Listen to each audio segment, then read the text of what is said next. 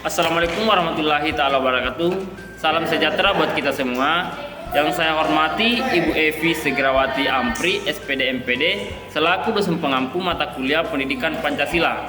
Sebelumnya, perkenalkan nama saya Muhammad Akbar, selaku moderator. Di sini kita akan membahas tentang Pancasila dalam konteks ketatanegaraan. Langsung saja kita masuk ke pemaparan materi pertama. Saya persilakan. Kedudukan Pancasila dalam konteks ketatanegaraan. Sebagai dasar negara, Pancasila memiliki kedudukan sebagai pengatur penyelenggaraan negara dan seluruh warga negara Indonesia. Artinya, Pancasila berkedudukan formal dalam tatanan hukum negara Indonesia sebagai norma dasar atau aturan prinsip yang tidak dapat diubah. 3. Pancasila sebagai sumber hukum. Pancasila merupakan sumber dari segala sumber, tidak hanya sumber nilai, melainkan juga sebagai sumber hukum yang ada di Negara Kesatuan Republik Indonesia. Pernyataan tersebut sesuai dengan asas kerohanian atau yang biasa disebut dengan filosofisme Grundslat, yang berarti menjadi dasar dalam filsafat suatu negara. 4. Pancasila sebagai identitas nasional. Pancasila merupakan identitas nasional yang berkedudukan sebagai dasar negara dan ideologi nasional Indonesia. Pancasila adalah kepribadian bangsa yang digali dari nilai-nilai yang telah tumbuh dan berkembang dalam masyarakat dan budaya Indonesia. D. Dinamika penerapan Pancasila sebagai dasar negara. Penerapan Pancasila sebagai dasar negara terus menghadapi berbagai masalah. Penerapan Pancasila tidak lagi dihadapkan oleh ancaman pemberontakan ingin mengganti Pancasila dengan ideologi lain, akan tetapi lebih dihadapkan pada kondisi kehidupan masyarakat yang diwarnai oleh kehidupan yang serba bebas.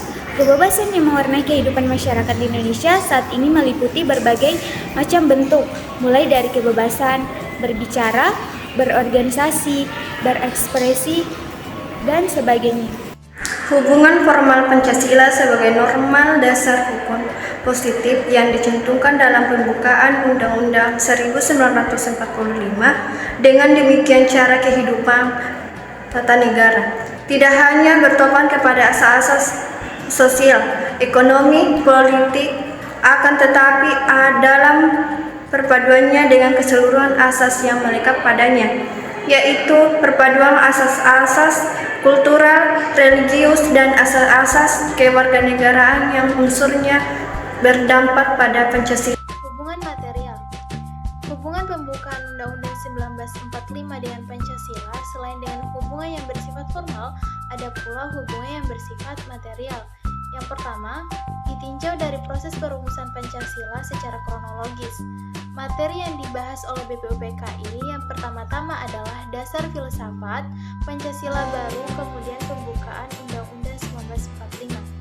Jadi, berdasarkan urutan-urutan tertib hukum Indonesia, pembukaan Undang-Undang 1945 adalah sebagian tertib hukum yang tertinggi, dan tertib hukum Indonesia bersumberkan pada Pancasila.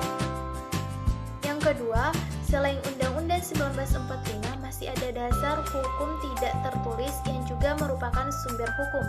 Dalam Undang-Undang 1945 dijelaskan bahwa hukum tidak tertulis ini merupakan aturan dasar yang timbul dan terpelihara dalam praktek penyelenggaraan negara.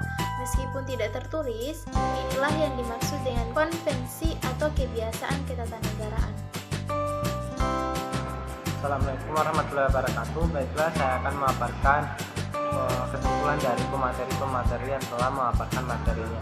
Jadi kesimpulannya yaitu fungsi dan kedudukan Pancasila dalam konteks ketatanegaraan dibagi menjadi 4, yaitu kedudukan Pancasila sebagai dasar negara, yang kedua Pancasila pandangan hidup, yang ketiga Pancasila sebagai sumber hukum, dan Pancasila sebagai identitas nasional.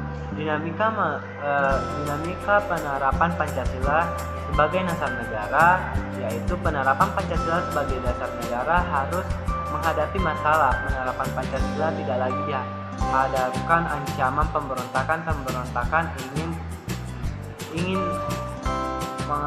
mengganti Pancasila dengan ideologi lain, dan pembangunan Pancasila dan pembukaan Undang-Undang Dasar 1945 dibagi menjadi 2, yaitu hubungan formal dan material. Sekian, assalamualaikum warahmatullahi wabarakatuh.